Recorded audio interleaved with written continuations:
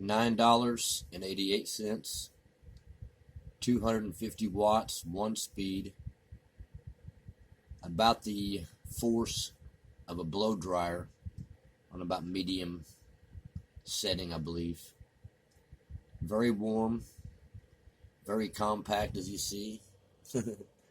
Not much to it, probably approximately 9 inches by 5. Would be very good for a bathroom, I know, because I'd use it in my bathroom.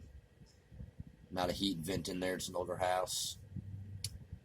And great for RVs, good for desktops, great for offices.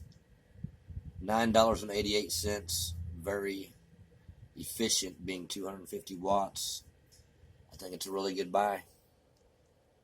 There's your $9.88 Walmart heater.